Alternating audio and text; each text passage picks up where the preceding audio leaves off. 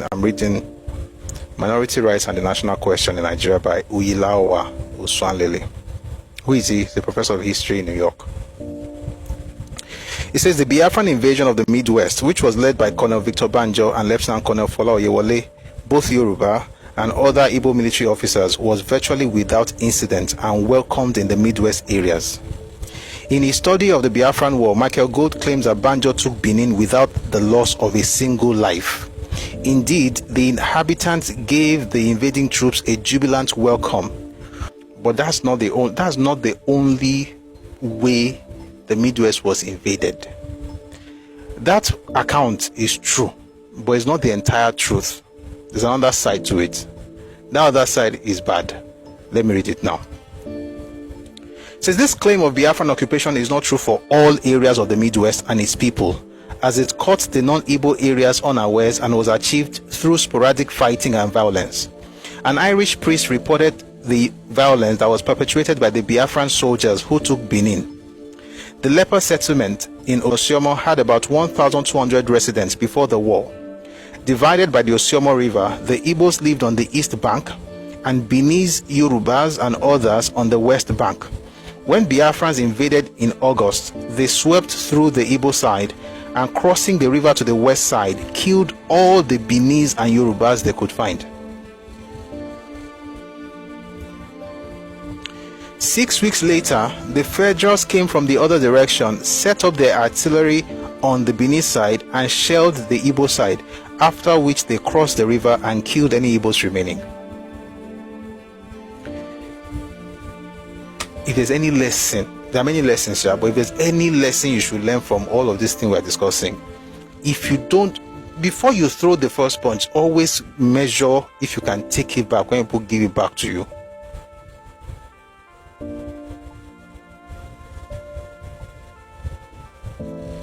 Virtually all the newspapers, including Nnamdi Azikiwe's Igbo West African pilot, well, they wrote Igbo there because they're trying to say that Azikiwe is Igbo.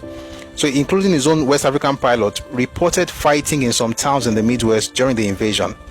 The Biafran capture of Benin City, the capital of the Midwest state, was not without resistance and violence. West Africa magazine described it as the mutiny of the Midwest Military Area Command, which involves with the intention of capturing or killing him, but that he fought his way out with a gun.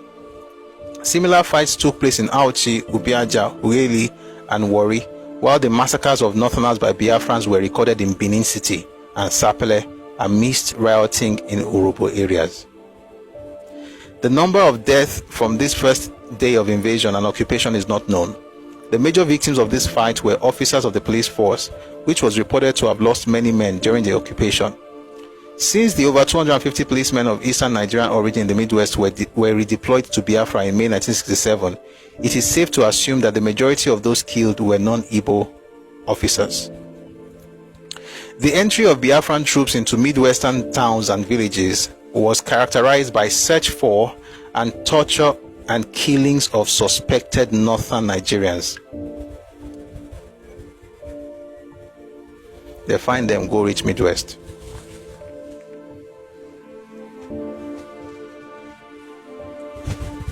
Let's continue slowly.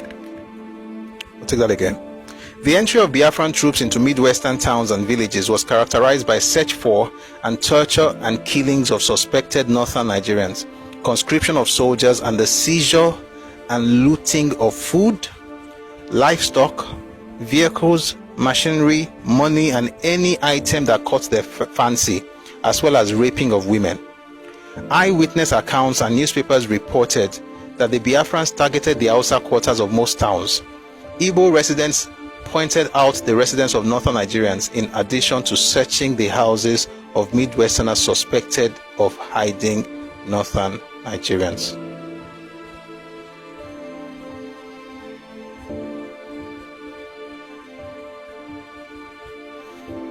In Benin City, many resident Northern Nigerians were loaded into trucks and taken out of the city by the Biafran soldiers, and it is not clear what happened to them. Some personal accounts provide clues as to the fate of these residents. 65-year-old Labo Shokoto, a Northern Nigerian, claimed that he was shot in the chest and dumped in the bush, but helped by local people to later escape to the north. The Northern Nigerian government newspaper, New Nigeria, reported various atrocities allegedly committed against Northern Nigerians in the Midwest. Was this one of the reasons Murtala Mohammed just went crazy when he got to Asaba? Was it? Some Ika Agbo people and Igbo-speaking people confirmed that they helped to hide and protect non-Igbos, which included Northern Nigerians, from being killed by Biafran soldiers. The atrocities were also extended to all non-Igbo groups who showed signs of hostility from the moment of occupation. Guys, this is not Biafra. If it happened in Biafra, it's bad enough, but this is happening in the Midwest. The fighting and violence that characterized the invasion and occupation frightened many non-Igbo people and foreigners into fleeing the major towns without their valuable properties. These properties became the immediate target of the Biafran soldiers and their civilian Igbo and non-Igbo accomplices. The West African Pilot newspaper reported that Biafrans confiscated foodstuff and other commodities, which were immediately taken to Biafra.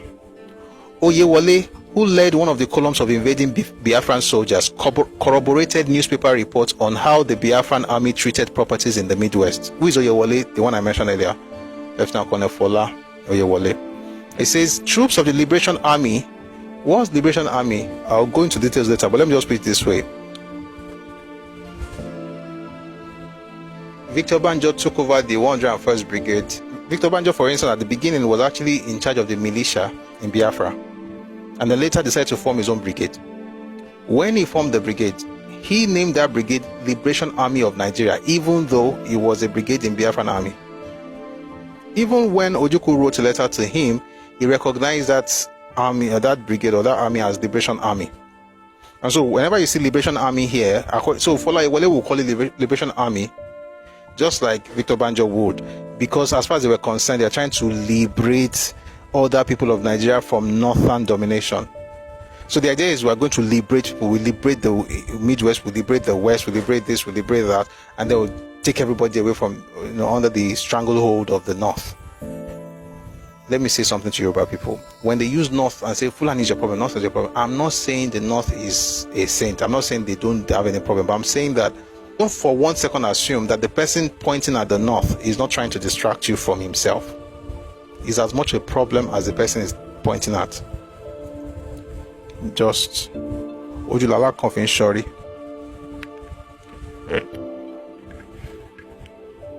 Anyway, so we're back to this. So this is what Oyewole said about how they got into the middle. So let me read from the beginning. Oyewole, who led one of the columns of invading Biafran soldiers, corroborated newspaper reports on how the Biafran army treated properties in the Midwest. This is what he says. Troops of the Liberation Army did not behave in a manner likely to improve their relationship with the people of the areas they occupied. The worst hit towns were Warri, Benin, and Sapele. Men of 18th Battalion based in Warri were notorious, looting anything they could turn into cash. Abandoned commercial houses were indiscriminately broken into and emptied by looters. Nothing was considered too big to be removed.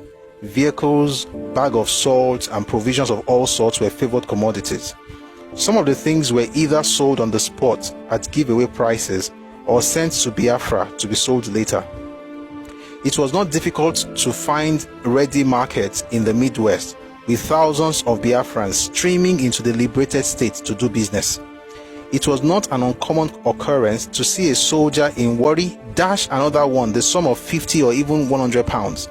Most of the beneficiaries were those who visited either from Biafra or some other operational areas within the Midwest, where there were no opportunity for looting. Where was this happening? In the Midwest. Were there soldiers fighting them at this point? At this point, the real fight never started though. He went further to report all the cars that were abandoned in Warri, including those of people, mostly expatriates, who had left Warri by boat, disappeared fast, though the cars were disappearing. The easiest excuse for stealing a car was to claim that the car was required at Enugu.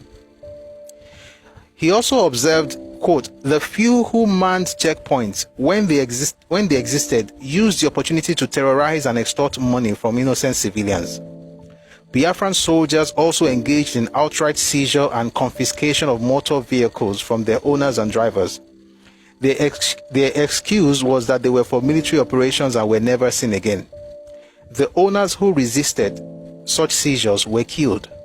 Benson Ibude, the son of one of the victims, alleged that his 39-year-old father was dragged out of his vehicle in Ugo by Biafran soldiers and killed. Though Oyewole did not report the killings by Biafrans, he noted their indiscriminate shooting at the slightest provocation. Numerous deaths occurred from such incidents which were common under occupation. Defiance, resistance, and sabotage took various forms in various parts of the non-Igbo areas, while the Biafran soldiers and collaborators detained and killed arrested resistors. This is confirmed by James Akwenino, a teenager during the occupation, who stated, quote, "Outright molestation, harassment, and killings of non-Igbo civilians became a common feature on a daily basis. In fact, the Biafran occupation was a nightmare of brutal excesses from Biafran soldiers on non-Igbo speaking indigenous people of the state.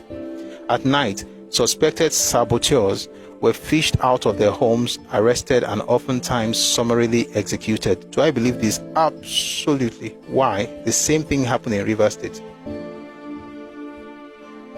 Where do you find it? You know the book. I always mention that book.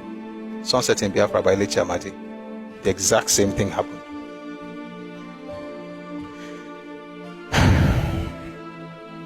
It gets worse, by the way. Senior non-Igbo civil servants such as Imokwede, Secretary to Government, Joseph Adeola, the Commissioner of Police, Olu Akpata, a Permanent Secretary, and Samuel Uweni, engineer at Nigerian Broadcasting Corporation, were arrested, taken to Biafra, and detained till the end of the war. Remember that Anthony Nauro mentioned this, that civilians were taken from the Midwest to Biafra and detained. That's the same thing. He's just mentioning their names. Imokwede was the Secretary to the Government, Joseph Adeola, the Commissioner of Police, Olu Akpata, Permanent Secretary, and Samuel Uweni was engineer at Nigerian Broadcasting Corporation.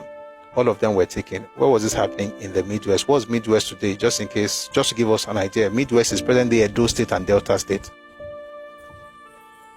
So imagine crossing River Niger, going to Delta State, going to Ogeli, Sapele, Warri, going all the way to Benin, and just doing whatever you like. By the way, somebody will say, what's the role of the Yoruba amongst these people? One of them was one who reported what happened.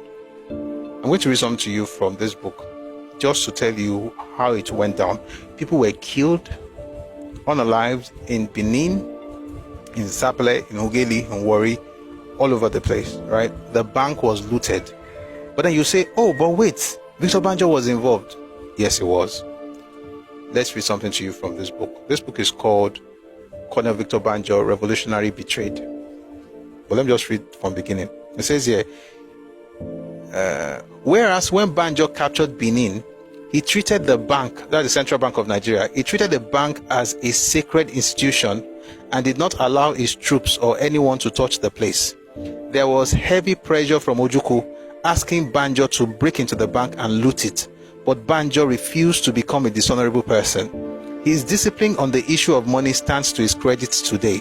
One of the reasons why Ojukwu earmarked him for death was that he refused his order to loot the Central Bank of Benin and bring the money to Biafra. It was a big lie for anyone to suggest that Banjo took money from the federal side to sabotage Biafra, or that he allowed the federal side to take the Midwest. A man who had the whole Central Bank of Benin under him and did not take a dime from it certainly could not be bought by anyone. Major Adewale Ademoyega testified to the integrity of Banjo. He recalled that when Banjo entered the Midwest, he had with him the sum of £5,000, and when he was recalled by Ojukwu to Enugu, he handed the remaining balance of £4,500 to him for the continuation of the war. This indeed showed that Banjo had no intention of supplanting Ojukwu at all. Otherwise, he would have kept the money for the next operation, and he would have recruited Ademoyega, a fellow Yoruba man, and his assistants to execute the plan with him.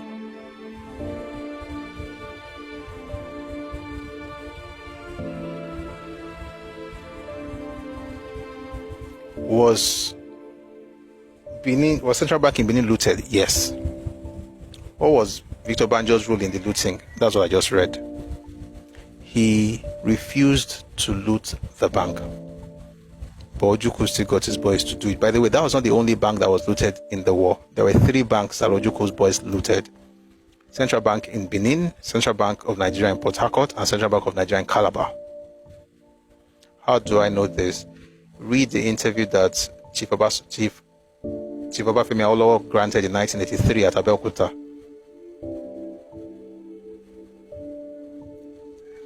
And to be clear, if you are from Edo State or you are from Delta State and you hear that the person will say he wants your own country after River Niger, waiting carry and come my side, say they want to liberate me, create region. By the way, we'll get to it. Even the liberation nonsense that they said they were doing, it was a way to take over the entire space. Let's continue. The Biafran invasion of the Midwest was also regarded as an Igbo affair. Let me stop and say something because I need to say it because people may not get it. When people talk about the coup being Igbo coup or this invasion being Igbo invasion, please, if you are Igbo, resist the urge to be crying and to be throwing tantrums and saying, stop it, you are tribalistic, stop it.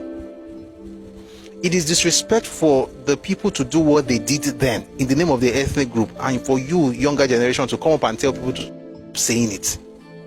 It's like you want to win on all sides. You want to win the physical battle of destroying people's homes and lives, and then you also want to win the battle of narratives by saying that nobody must mention what was done. It's painful. And I'm not talking about this offensive. For you, it may be offensive because you can get offended by anything. It's insensitive. It's a stupid thing to do. And I know people do it every time you speak. They say, "What are you saying? It's tribalistic." It's not tribalistic. For instance, the counter coup of July 1966 is called the Northern Counter Coup. I don't see anybody from the North calling me a tribalist for saying that, because that's what it was.